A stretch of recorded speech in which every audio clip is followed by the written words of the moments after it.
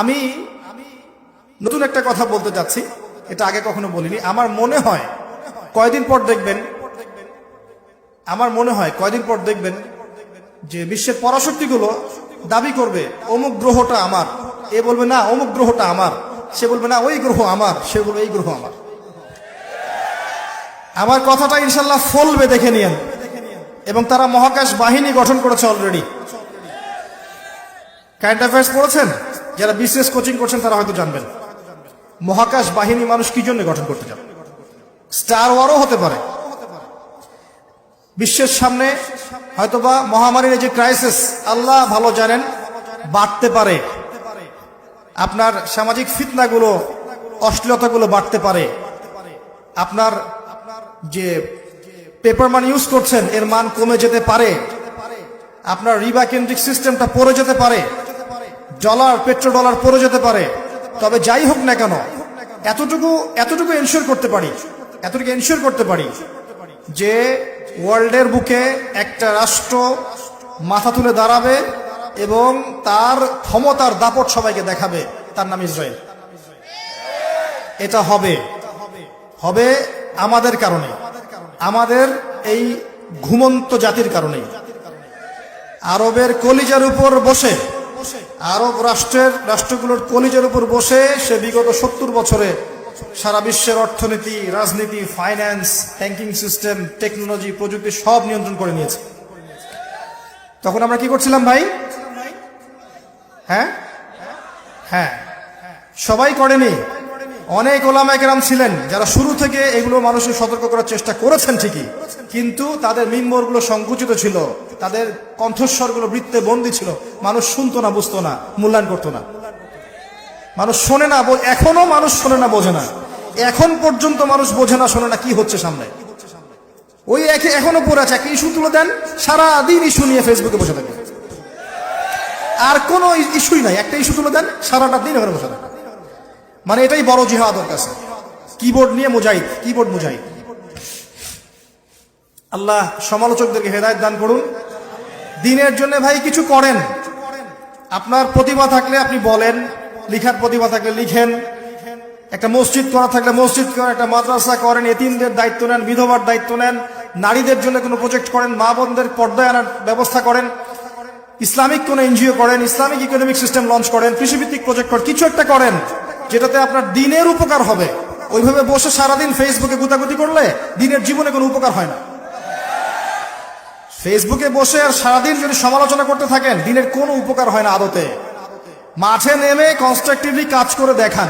একদিন চেয়ারে বসে একটা বক্তব্য দিয়ে দেখান কত বিশুদ্ধ বক্তব্য দিতে পারেন। এই জায়গায় এসে বসেন আগে, তারপর দেখা যাবে যে কত বিশুদ্ধ করে সুন্দর করে কথা বলতে পারেন। এত সহজ না সবকিছু। মাঠে না নেমে সাইড থেকে তালি মারা সহজ। বাংলাদেশ ক্রিকেট টিম খেলবে, আপনারা জানেন যে আমি ক্রিকেটের সাথে একসময় সংযুক্ত ছিলাম। বাংলাদেশ ক্রিকেট টিম খেলবে, দেখবেন গ্যালারির চারপাশে অনেক দর্শক। এটা এইভাবে মারলে ভালো হতো, কাভার ড্রাইভ করলো না কেন, এটা পুল শট খেলা যাইতো, স্লগ ওভার আরো মারতে পারতো, এটা বলতে পারবে। ওর হাতে ব্যাটটা তুলে দেন না, তারপর দেখেন কিভাবে পিটায়। জাতি হিসেবে আমাদের সমস্যা আছে ভাই। সমালোচনার সংস্কৃতি না, কাজ করে কনস্ট্রাকটিভলি কাজ করে জাতিকে এগিয়ে নেন, দেশকে এগিয়ে নেন, উম্মাকে এগিয়ে নেন, সমাজকে ভালো কিছু দেন, রাষ্ট্রকে ভালো কিছু দেন।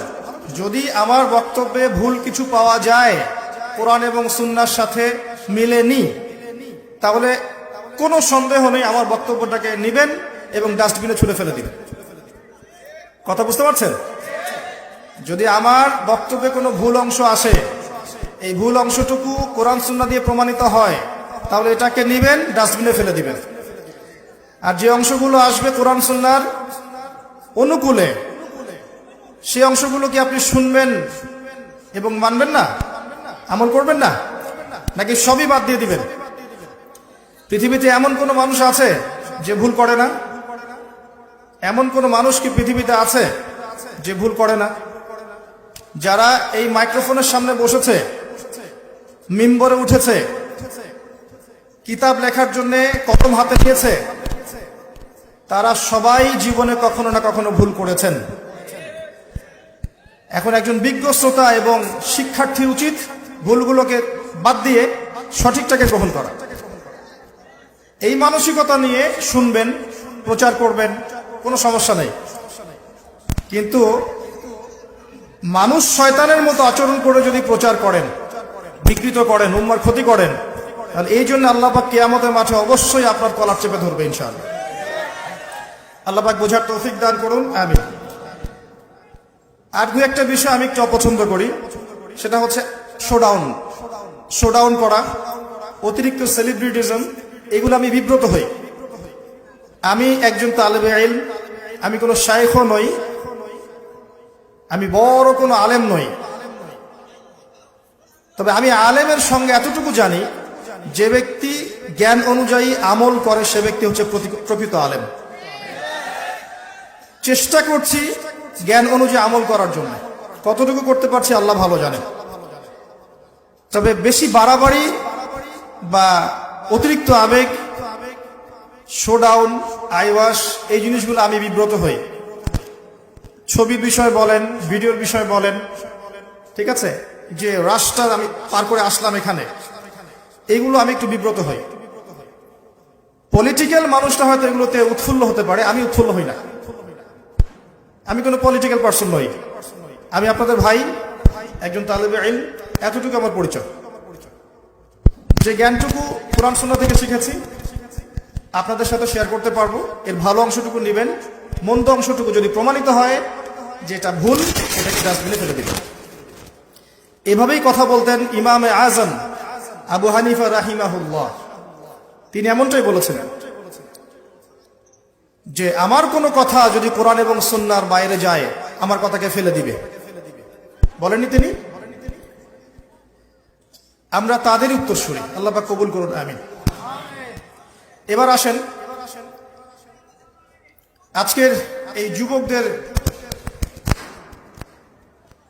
এই যে কি বলবো, সাগরের ঢেউয়ের মতো সমাবেশ, এখানে আসতে পেরে আমি খুবই আনন্দিত। আল্লাহ পাকের কাছে দোয়া করছি, আল্লাহ পাক শ্রোতাদেরকে, মাহফিল কমিটি যারা মাহফিল আয়োজন করেছেন, দিয়েছেন, মেধা দিয়েছেন, অর্থ খরচ করেছেন, পরিশ্রম করেছেন, যাবতীয় মানে ফি সাবিলিল্লাহ যাবতীয় পরিশ্রম করেছেন, আল্লাহ পাক এই প্রত্যেক মানুষের নেক হায়াত এবং হালাল রিজিককে প্রশস্ত করুন, আমিন। এখন আমি বক্তব্যের মূল অংশে যাচ্ছি, আল্লাহর ওয়াস্তে কেউ কথা বলবেন না। আমরা এখন এমন একটা বিশ্বে আছি, এমন একটা পরিবেশে বাস করছি, যেই পরিবেশের চতুর্দিকে এখন ফিতনা আর ফিতনা। একটু বোঝেন, আপনি ধর্মের দিকে তাকান, দেখেন মুসলিমদের তাওহীদের মধ্যে এখন শিরক ঢুকে গেছে, ঢুকে নাই? মুসলিমরা তাওহীদের মধ্যে শিরক করছে না? অনেক মুসলিম করছে। আপনি মুসলিমদের সুন্নতের দিকে তাকান, দেখবেন এখানে অনেক বেদাত ঢুকে গেছে, ঢুকে নাই? মুসলিমদের রিজিকের দিকে তাকান, দেখবেন হালালের জায়গায় অনেক হারাম চলে আসছে, আসে নাই? মুসলিম পরিবারগুলোর দিকে তাকিয়ে দেখেন, পরিবারের কাঠামোগুলো দিন দিন ভেঙে যাচ্ছে না? হৃদ্যতা, ভালোবাসা কমে যাচ্ছে না? পরিবারের মধ্যে শিরক, পরিবারের মধ্যে বেদাত, পরিবারে হারাম রিজিক, হারাম আকীদা, পরিবারের সন্তানরা মানুষ হচ্ছে পশ্চিমা সংস্কৃতিতে, পরিবারের মেয়েরা বেশিরভাগের কথা বলছি ইল্লা মাশাআল্লাহ পর্দার ধার ধারছে না। পরিবারের যুবকরা জানে না তাদের জীবনের উদ্দেশ্য কি। পরিবারের কর্তা উপার্জনের সময় খেয়াল করছে না হালাল না হারাম। পরিবারের উদ্দেশ্য দুনিয়া, দুনিয়া এবং দুনিয়া। পরিবারের কাঠামোগুলো ভেঙে যাচ্ছে না? অপসংস্কৃতি ঢুকছে, পরিবারে ডিভোর্স বাড়ছে, বিবাহ বিচ্ছেদ বাড়ছে, পরিবারের মধ্যে জেনা বাড়ছে, পরকীয়া বাড়ছে, এই সমস্যাগুলো হচ্ছে না? আপনি ইকোনমির দিকে তাকান, অর্থনীতির দিকে তাকান, ইসলামিক ইকোনমিক সিস্টেমের জায়গায় সুদ এখন অক্টোপাসের মতো খেয়ে ফেলছে না? উপর থেকে নিয়ে নিচ পর্যন্ত সুদ ভিত্তিক সিস্টেম নয় কি? নবী সাল্লাল্লাহু আলাইহি ওয়াসাল্লাম 4 শ্রেণীর মানুষকে অভিশাপ করেননি? যে সুদ খায়, যে সুদ দেয়, যে সাক্ষী থাকে এবং যে লিখে রাখে। আল্লাহ পাক কি বলেননি কোরআনে, ইত্তাকুল্লাহ, আল্লাহকে ভয় করো, ওয়া যারু মা বাকিয়া মিনার রিবা, সুদের অবশিষ্ট অংশ ছেড়ে দাও, ওয়া ইল্লাম তাফআলু, তোমরা যদি না ছাড়ো ফাযনু বিহারবিন মিনাল্লাহি ওয়া রাসূলিহি, তাহলে আল্লাহ এবং তার রাসূলের সাথে যুদ্ধের ঘোষণা শুনে রাখো। আল্লাহ কোরআনে বলেছেন রিবা বা সুদ হচ্ছে আল্লাহ এবং তার রাসূলের সাথে যুদ্ধ করার মতো পাপ। উচিত ছিল আল্লাহ এবং তার রাসূলের পক্ষে যুদ্ধ করা। রিবার মধ্য দিয়ে আমরা আল্লাহ এবং তার রাসূলের বিপক্ষে যুদ্ধ করছি। মুসলিম ইকোনমিক সিস্টেমের মধ্যে এগুলো ঢুকে যায়নি, এগুলোকে ফিতনা নয়।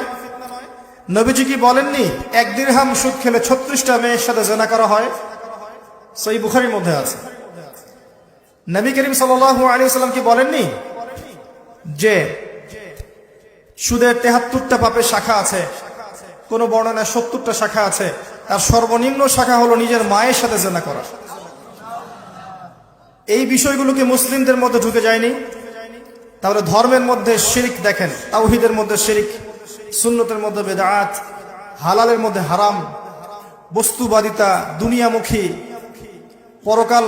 পরকাল ভুলে যাওয়া একটা জাতি, বেপরদামি, বেহায়াপনা, মাদক, ক্যাসিনো, জুয়া, পর্নোগ্রাফি, হারাম রিলেশনশিপ, ফ্রি মিক্সিং, এই যে ফেমিনিস্ট রেভলিউশন, এগুলো কি মুসলিম সমাজে চলছে না? চতুর্দিক থেকে আপনি ফিতনার মধ্যে আছেন না?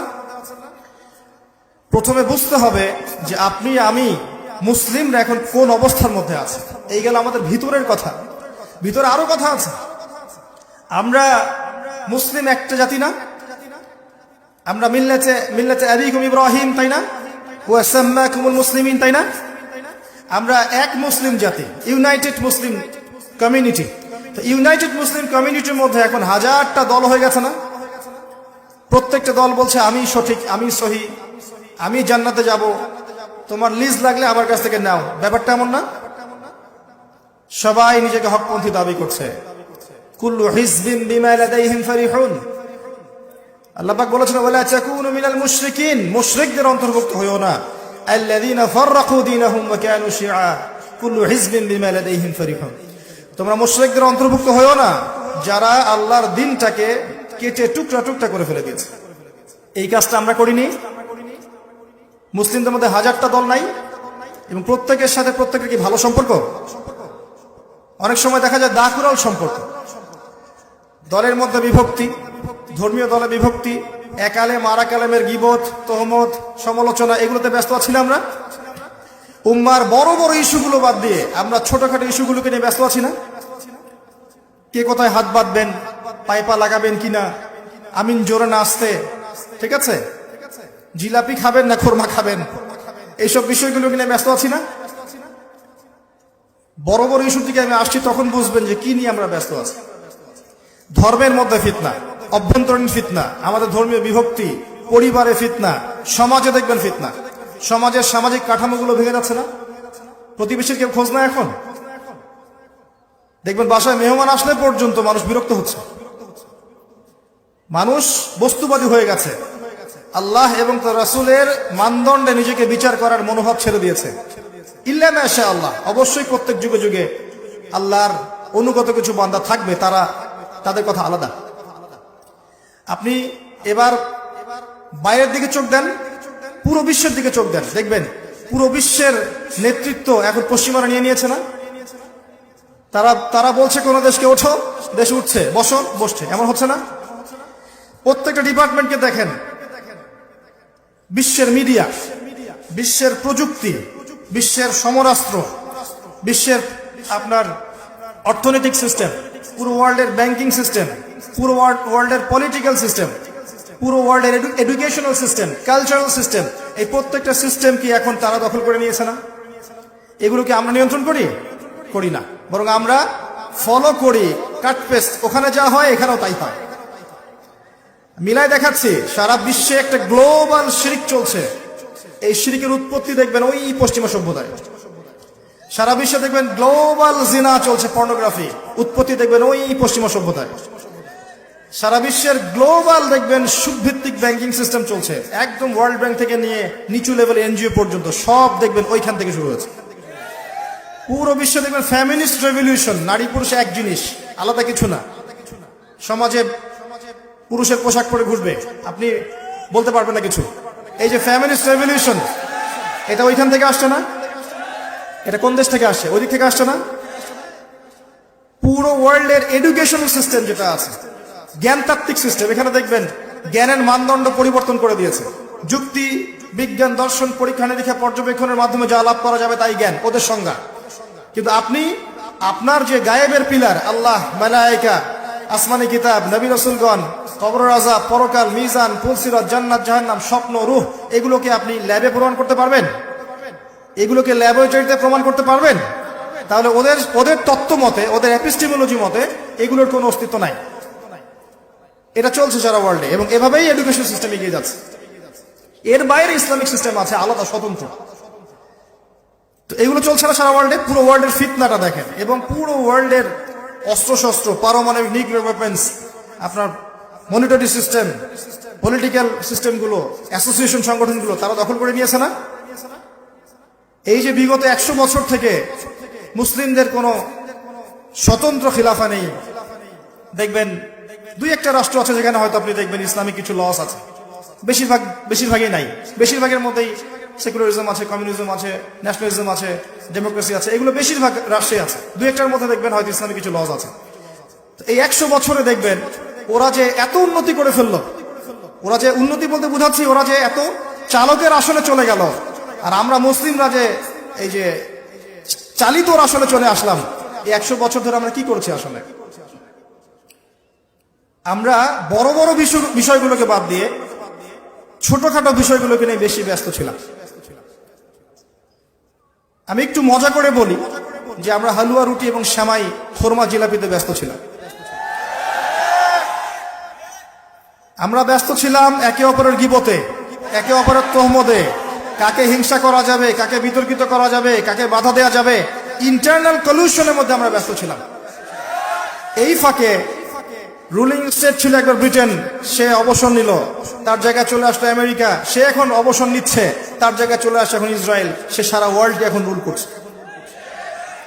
এবং সারা বিশ্বের দিকে তাকিয়ে দেখবেন বেশিরভাগ মুসলিম কান্ট্রিতে মুসলিম মা, মুসলিম বোন, মুসলিম বাচ্চাদেরকে পাখির মতো গুলি করে হত্যা করা হচ্ছে।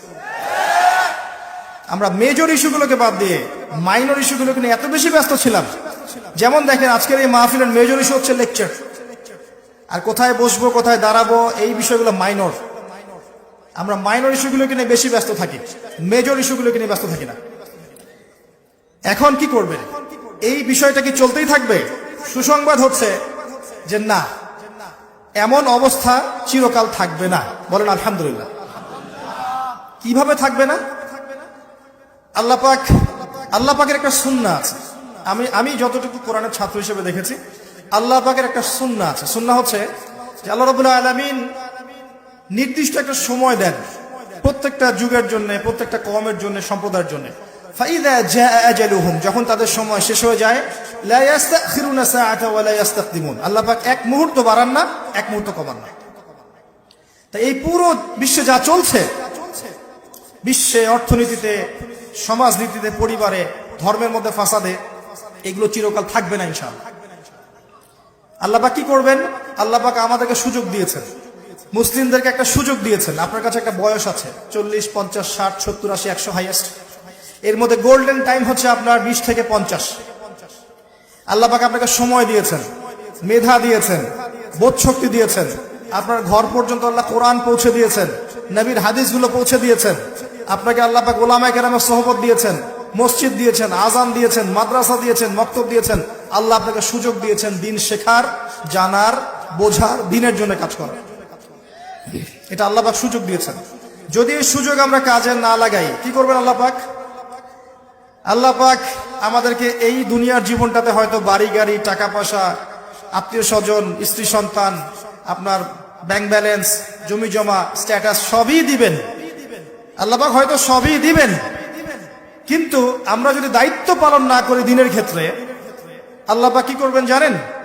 ইস্তাবদিল কওমান গায়রাকুম, আল্লাহ পাক এই কওমটাকে সরিয়ে দিবেন, এই অপদার্থ কওমটাকে সরিয়ে দিবেন, এবং অন্য কওমকে হেদায়েত দিয়ে এই জায়গায় নিয়ে আসবেন। অমুসলিমদেরকে হেদায়েত দিয়ে আল্লাহ পাক ইসলামের ছায়াতলে নিয়ে আসবেন। সুম্মা লা ইয়াকুনু আমসালাকুম, এরপর তারা তোমাদের মতো হবে না। আপনি কি এটা চাচ্ছেন যে আল্লাহ সরিয়ে দেখ আমাদেরকে, দিয়ে অন্যদেরকে হেদায়েত দিয়ে জায়গায় নিয়ে আসুক? বিশ্বের দিকে তাকিয়ে দেখেন, প্রচুর মানুষ পশ্চিমার এই যে ইউরোপে, জার্মানিতে, ব্রিটেনে, ফ্রান্সে, আমেরিকায়, অস্ট্রেলিয়ায়, আফ্রিকায়, বিভিন্ন কন্টিনেন্টে দেখবেন প্রচুর মানুষ এখন মুসলিম হচ্ছে না? প্রচুর মহিলা যারা একসময় ধর্ষণের শিকার হয়েছিল, পশ্চিমাদের এই নারী ভোগের গোলক ধাঁধায় পরে নিজের ইজ্জত খইয়েছে, এরকম প্রচুর নারী দেখবেন এখন ইসলাম কবুল করে পর্দার মধ্যে এসেছে। তারা বুঝতে পেরেছে ইসলামেই শান্তি আছে। এই যে মানুষগুলো ইসলাম কবুল করলো, এদেরকে কি তরোয়াল দেখিয়ে ইসলাম কবুল করিয়েছি আমরা? জুলুম করে কবুল করিয়েছি? এরা সবাই সাক্ষ্য দিচ্ছে ইসলাম তরবারির জোরে ছড়ায়নি, সৌন্দর্য দিয়ে ছড়িয়েছে। আজও যদি আমরা ইসলামের সৌন্দর্য মানুষের সামনে তুলে ধরতে পারি, আপনি দেখবেন দলে দলে অমুসলিমরা ইনশাল্লাহ ইসলাম কবুল করবে। এবং কোন কোন ক্ষেত্রে আমি দেখেছি, মাইন্ড করবেন না, কোন কোন ক্ষেত্রে আমি দেখেছি অনেক অমুসলিম ভাই যারা সরকারের কর্মকর্তা আছেন, প্রশাসনে আছেন, অর্থনীতির মধ্যে আছেন, অনেক জায়গায় আছেন, সোশ্যাল দায়িত্বে আছেন, অনেক ক্ষেত্রে তারা মুসলিমদের চেয়ে বেশি সততার পরিচয় দিয়েছেন। এমনও ঘটনা আছে না? আপনি দেখবেন খাবারে ভেজাল দিচ্ছে মুসলিম, হিন্দুর দোকানে যান দেখবেন ফ্রেশ খাবার পাচ্ছেন। দেখবেন দুধ কিনতে গেলে আমরা অনেক সময়, বেশিরভাগ সময় দেখি যে ওই তাদের কাছে যাওয়া লাগে। দুধে ভেজাল দেয় না, মিষ্টিতে ভেজাল দেয় না, দইয়ে ভেজাল দেয় না। খেয়াল করে দেখবেন অনেক ক্ষেত্রে তারা সততার পরিচয় দিয়েছে। মুসলিমরা পণ্যে ভেজাল দিয়েছে, মুসলিমরা মাপে কম দিয়েছে, সিন্ডিকেট করেছে, মুসলিমরা এই যে কালোবাজারি করেছে, করে নাই? মুসলিমরা দুর্নীতি করছে, মুসলিমরা ঘুষ দিচ্ছে, মুসলিমরা সুদ খাচ্ছে, মুসলিমরা জানা করছে, মুসলিম যুবকরা পর্নোগ্রাফি দেখছে, মুসলিম মেয়েরা নগ্ন হয়ে ঘুরছে না? এরা কি অমুসলিম? জিউস এরা খ্রিস্টান না হিন্দু? কারা এরা? এই যদি হয় আমাদের অবস্থা, তাহলে কি আপনি মনে করছেন আমাদেরকে আল্লাহ পাক সেই জাতি হিসেবে কবুল করবেন যে জাতি ইনশাআল্লাহ তাআলা ওই বাইতুল মাকদাস জয় করবে? কখনো না। ইয়াস্তাবদিল কওমান গায়রাকুম, আল্লাহ পাক অন্য কওমকে হেদায়েত দিয়ে এই জায়গায় নিয়ে আসবেন। সুম্মা লা ইয়াকুনু আমসালাকুম, তারা তোমাদের মতো অপদার্থ হবে না। আমি খুব সংক্ষিপ্ত কথায় পরিস্থিতি যা বোঝানোর চেষ্টা করলাম, এই পরিস্থিতি বোঝার জন্য আরেকটা জিনিস দরকার আছে, এটা শোনেন ভালো করে। এই সিচুয়েশন বুঝতে হলে শুধু তাত্ত্বিক জ্ঞান, ডিগ্রি সার্টিফিকেট যথেষ্ট নয়। আপনাকে কনস্ট্রাকটিভ সিলেবাসে পড়াশোনা করতে হবে, এটা ঠিক আছে, এবং ভার্সেটাইল নলেজ রাখতে হবে, এটাও ঠিক আছে। আরো একটা জিনিস দরকার আছে, সেটা হচ্ছে আল্লাহর নূর, আল্লাহর পক্ষ থেকে নূর বা আলো, যেটা আপনার কলবের মধ্যে আল্লাহ পাক নাজিল করবেন। যার কাছে নূর আছে আল্লাহ পাকের, সে বুঝতে পারবে আসলেই বিশ্বে কি চলছে। যার কাছে নূর নাই, সেই ফিতনাময় পরিবেশে বসে থেকে মনে করবে ও জান্নাতে আছে। আমার কথা বোঝা যায়? এই ফিতনাময় পরিবেশে বসে কিছু মানুষ তৃপ্তির ঢেকুর তুলছে, মনে করছে আমরা একদম বিজয়ী জাতি, মাশাআল্লাহ। অথচ বাস্তবতা এমন যে আমাদের অবস্থা আজকে এমন একটা অবস্থায় গিয়ে দাঁড়িয়েছে যে বিশ্বের পরাশক্তিগুলো আমাদেরকে খুব একটা মূল্যায়ন করছে না।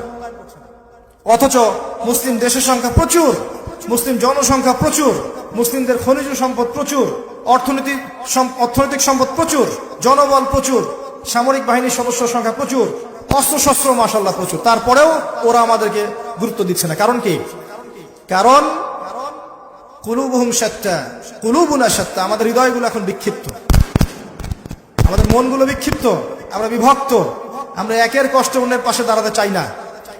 ওই ইরাকে কাউকে বোম মেরে হত্যা করলে ওই দেখা যায় ইরান থেকে একজন বলবে ওটা তো ইরাকের ঘটনা, ইরানের সাথে কি সম্পর্ক? দেখবেন ওই যে মিয়ানমারে কোনো ঘটনা ঘটলে দেখবেন যে সুদান থেকে একজন বলছে ওটা তো মায়ানমারের ঘটনা, আমাদের সাথে কি সম্পর্ক? প্যালেস্টাইনে বাচ্চাদেরকে বোম মেরে হত্যা করলে এদিক থেকে পাকিস্তান থেকে বলবে ওটা তো প্যালেস্টাইনের ইস্যু, আমার কি সম্পর্ক ওর সাথে? এখন আমরা এই অবস্থায় আছি যে এক ভাইয়ের উপরে আক্রমণ আসলে আর এক ভাই মিষ্টি বিতরণ করে। কথা বুঝতে পারছেন? একজনের উপরে যদি কোনো পরীক্ষা আসে বা বিপদ আপদ আসে, দেখবেন আর একজন মিষ্টি বিতরণ করছে। এ আপনার ভাই না যে মিষ্টি বিতরণ করছে, এ মূলত শয়তানের চালা। এ যদি এর মতো শত শত শয়তানের পূজারী যদি উম্মাহ থেকে ঝরেও যায়, আল্লাহর দিনের জাররা পরিমাণ ক্ষতি হবে না ইনশাআল্লাহ। আর ওই যে যাদের উপর দেখবেন অত্যাচার, জুলুম, নির্যাতন আসছে, সবর করছে, দিনের জন্য কিছু করার চেষ্টা করছে, আল্লাহ পাক এই মানুষগুলোকে ইনশাআল্লাহ দেখবেন কাল পরকালে জান্নাতুল ফিরদৌস দান করেছে। দুনিয়ার জীবনটা কিচ্ছু না ভাই, ওয়াল আখিরাতু খায়রু ওয়া আবকা, পরকাল চিরস্থায়ী। এখানে একটু কম খান, না হয় একটু কম ঘুমান, একটু কম টাকা পয়সা পেয়েছেন, কম ব্যাংক ব্যালেন্স আছে, কিন্তু আপনি আল্লাহর তাওহীদে আছেন, সুন্নতে আছেন, হালাল খাচ্ছেন, দেখবেন ইনশাআল্লাহ ধনীদের চেয়ে 500,000 বছর আগে আপনি হাসতে হাসতে জান্নাতে চলে গেছেন। উম্মার অবস্থা এখন এমন, আমরা বিক্ষিপ্ত। পড়াশোনার ক্ষেত্রে গিয়ে দেখবেন মুসলিম উম্মার প্রায় 80% মানুষ বিশুদ্ধ করে কোরআনটুকু পড়তে জানে না। কোরআন যারা বিশুদ্ধ করে পড়তে জানে বা হিফজ করেছে, তাদের মধ্যে বহু মানুষ দেখবেন কোরআনের অর্থটা বলতে পারছে না।